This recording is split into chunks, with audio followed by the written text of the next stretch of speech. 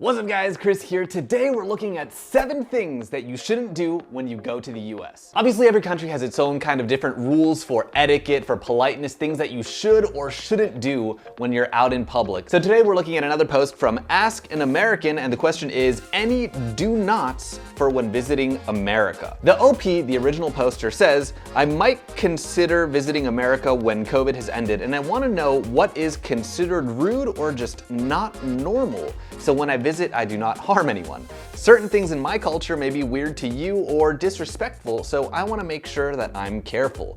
Much appreciated. So let's look at the question very briefly. He says he's considering doing something, so it's considering plus verb plus ing. I'm considering buying a new car. I'm considering moving to a new house. I'm considering visiting America. And he wants to know what is considered, what people think of as rude or not polite, so he doesn't harm anyone. We could also say so he doesn't offend anyone, to make anyone feel bad, to make anybody upset.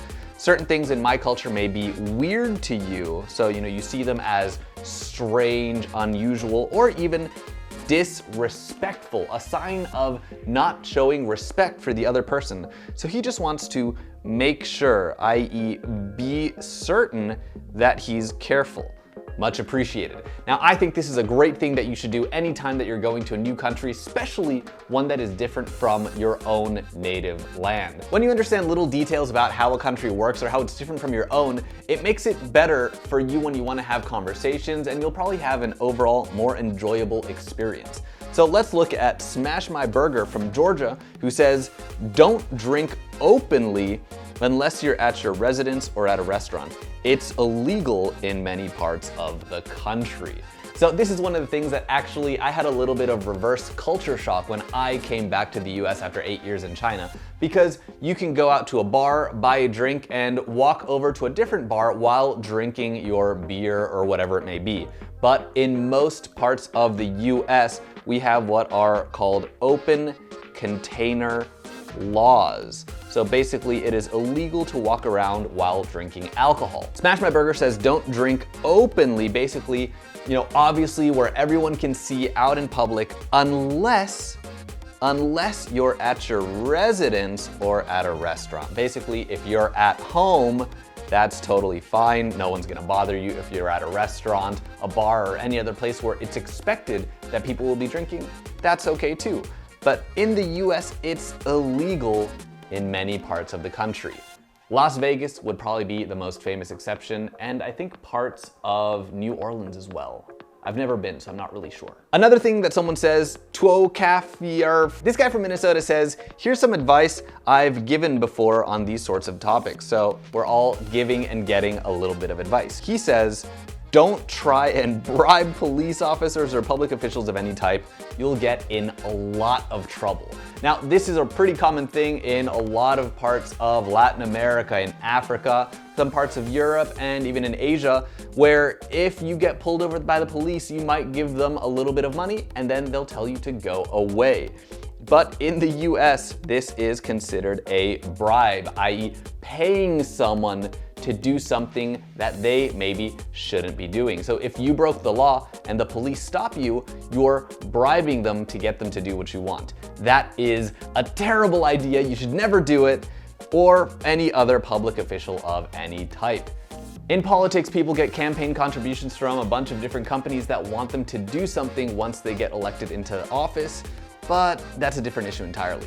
Basically, if you try to bribe a police officer, you'll get in a lot of trouble.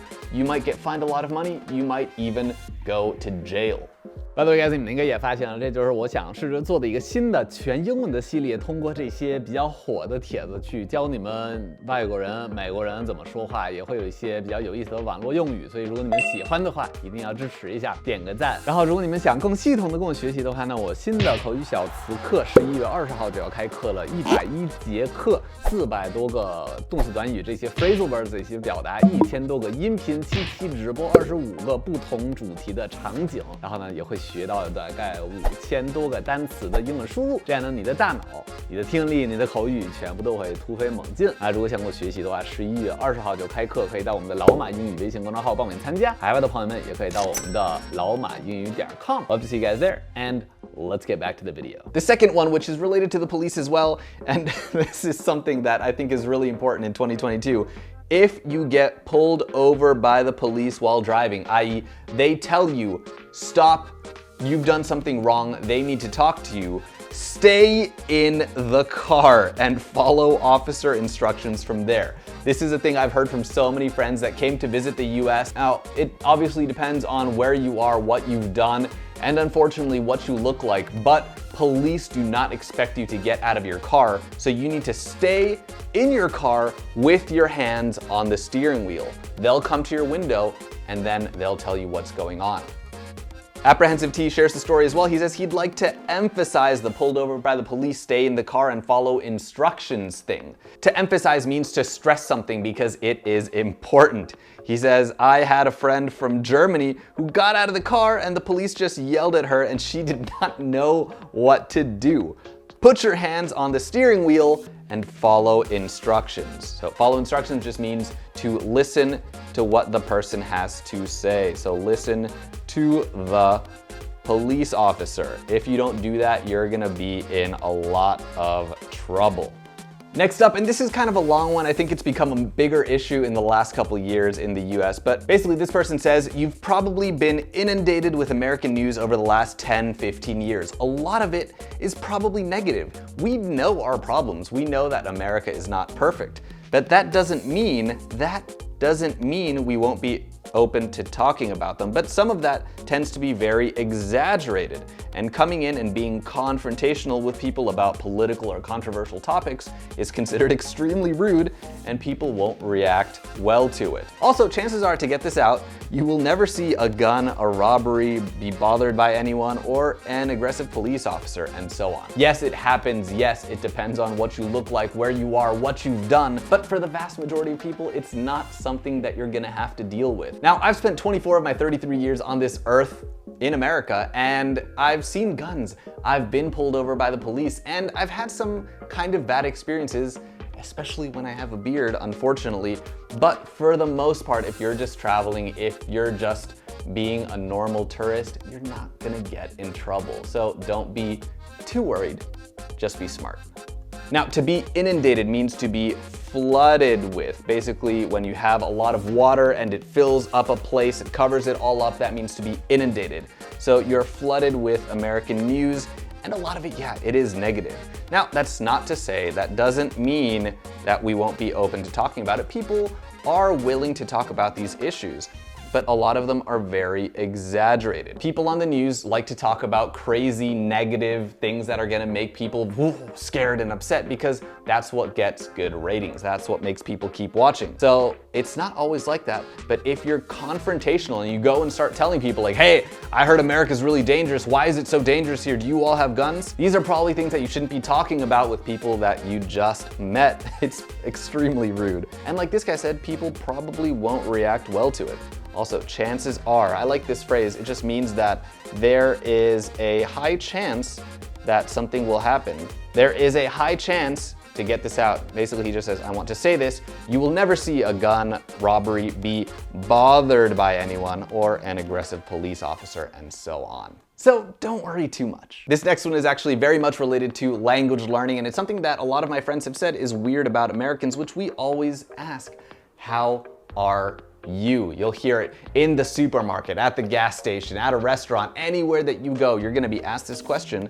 All you have to do is say, I'm good, and you, or I'm fine, thanks, I'm great, how about you?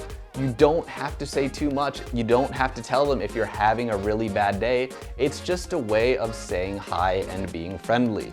So basically, if you don't follow this rule, you'll be telling people how you are like 100 times a day. Every time that I leave the house, I'm gonna interact with 10, 15, 20 people, and if I actually have a conversation about how I'm doing, it would be very tiring. The person responding underneath here, something 4222, says, more or less my go-to as well to how are you is doing good.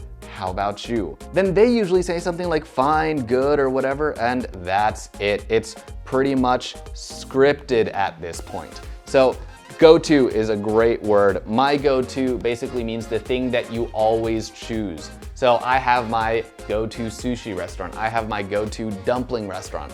I have my go-to gas station. I have my go-to supermarket.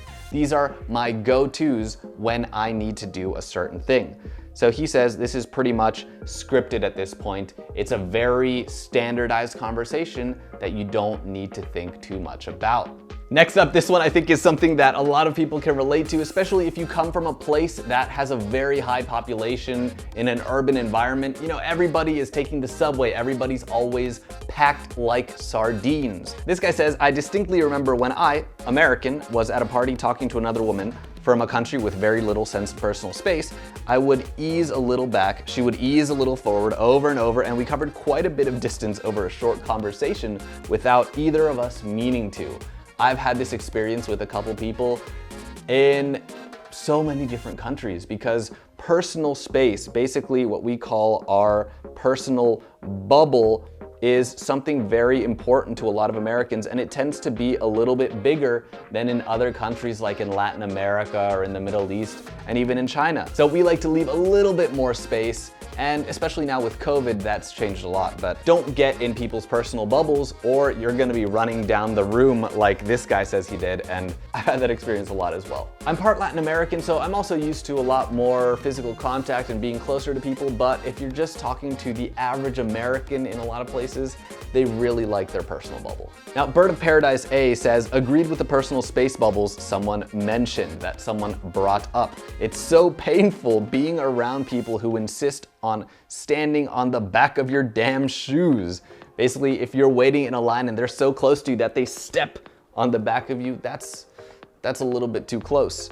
Honestly, if someone is standing that close to me, I will think they're about to do something to me. You know, people might feel a little bit like they're in danger or that they're a pervert. A pervert might be someone who likes to touch people out in public. They do sexual things that are not normal, not something that people like, and probably socially unacceptable.